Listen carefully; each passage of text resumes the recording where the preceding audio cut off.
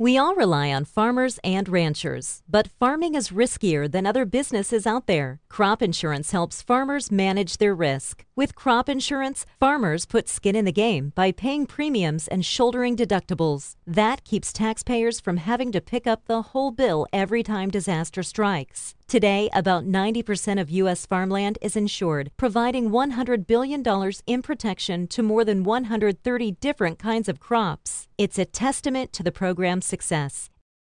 Thank you for joining us for our Agri-Pulse Washington Week in Review. I'm Spencer Chase, joined as always by Agri-Pulse Senior Editor Phil Brasher, discussing the week that was, agriculturally speaking, in Washington, D.C. And in Washington, D.C. this week, the big news actually happened in Iowa, but there was a precursor of an announcement made in Washington prior to that. That, of course, being President Trump calling on the Environmental Protection Agency to move forward with year-round E15 sales, the necessary reed vapor pressure waiver to make that happen. The fact that this happened was not necessarily a surprise. There's been rumors and talks about it for quite a while. But Phil, you wrote something in this week's Agri-Pulse newsletter that we would be fools if we were to not acknowledge the fact that the midterm elections are coming up, and the Midwest is a very pro-ethanol region, yes, and so he probably did himself a favor there. Right, make no mistake about it. This was all about the midterms, and it was all about the House and some races. A couple in Iowa that. Or a couple of Republicans members that the president was really trying to save. David Young in Des Moines, Southwest Iowa, Rod Bloom in Northeast Iowa. Up in Minnesota, there's just north of the border in Minnesota. There's an open seat, very much corn country up there. And then there's some other seats as well that are tougher Republicans, and that's what this was all about. You know, you wrote about it. I mean, this is just about the president told EPA to move forward on a rulemaking. How long could that take, Spencer? What are you hearing about that? And even if it goes through, what's it actually going to mean in terms of ethanol production? Right, so it's important to acknowledge we have not actually seen rulemaking language from EPA yet. And I'm told that could take anywhere from 1 to 3 weeks in some scenarios. I mean, it's really hard to iron down when exactly EPA is going to act on this. They've given some vague language to say they plan on following through on the president's directive and things of that nature, but still don't see a firm policy announcement. And once they make that happen, they're still going to have to go through the proposal, the notice and comment period, the interagency review, all of that fun stuff, with the goal of having this in place before June 1st of next year. And that, of course, being the summer driving season during which E15 cannot be sold. And so that's been the goal for some time now, is to open up summer 2019 for E15 sales.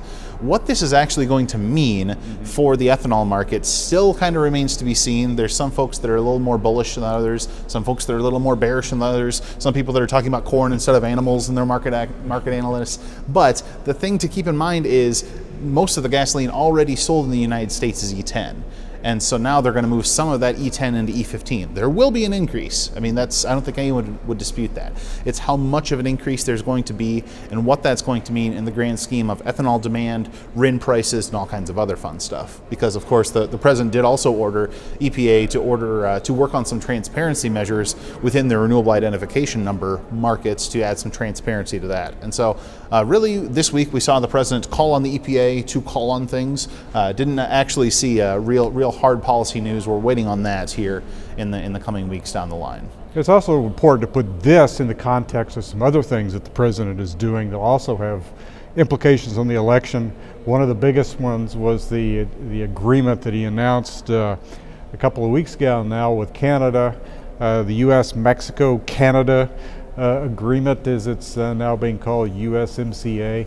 A lot of Republicans believe, and hope that that's going to take some of the pressure off of them in terms of with the ongoing trade dispute with China, at least some of the political pressure off of that, as farmers see that maybe the president is making some progress in some areas of his trade policy. Maybe we'll give him a little more time on China. Mm-hmm. So speaking of progress, a couple of other things that we'd like to just touch base on before we let you go here today. Phil, obviously all of our readers and viewers and followers know that there is a farm bill under renegotiation right now.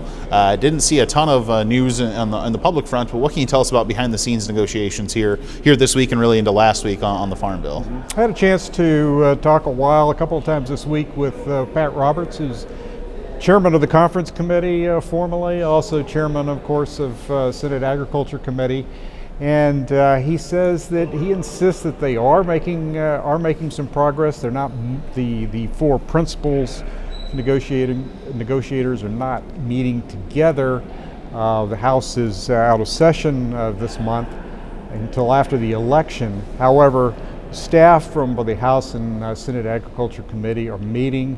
They're working through some issues, working on compromising a number of the disputes, and then when they need the lawmakers to sign off on something or to make a decision, they're running it up to them. So we insist they are making progress.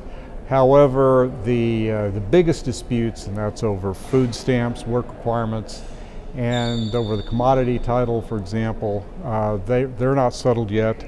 In fact, may not be settled until after the November 6th elections. Mm-hmm. So let's look forward here on our Week in Review segment.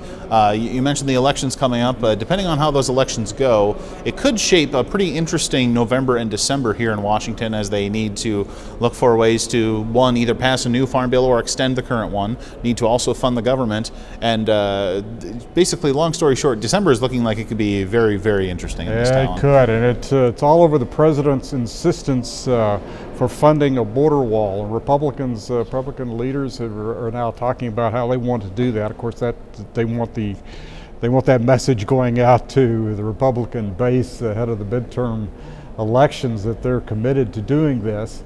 But if Republicans in Congress, in the House and the Senate go to Matt with the president for border wall funding, we could have a long December.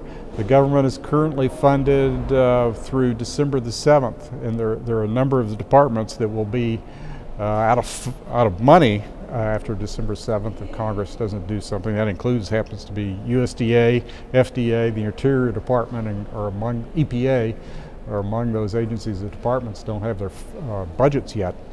So yeah, we have the Farm Bill and we have the appropriations, all potentially colliding in December and up against the wall. Christmas, New Year's could be. Could be. What are your holiday plans, Phil? Right now, I don't have many. Yeah, goodness. I'm guessing that the same could be said for a number of lawmakers on Capitol Hill if those scenarios were to hold true. Not making many plans. Remember the Dairy Cliff, Spencer? Oh, the Dairy Cliff is also staring at us. Yes, that's when permanent law kicks in for dairy if there's nothing to replace the margin protection program on December 31st. Or January 1st. That's the real deadline for them to pass a farm bill. The Dairy Cliff being when USDA has to start buying up milk and to increase the price of milk significantly under. And all of a sudden, law. that bowl of cereal gets very, very expensive. Yeah. The Dairy Cliff. Dairy Cliff is probably going to be back. We'll be talking about it a lot. Yeah. So between a Dairy Cliff and a border wall and all kinds of other fun stuff, it'll be an interesting couple of months here as we close out 2018 here in Washington. But I think that's going to do it for this week's Agri-Pulse Washington Week in Review. For Phil Brasher, I'm Spencer Chase. Have a good one.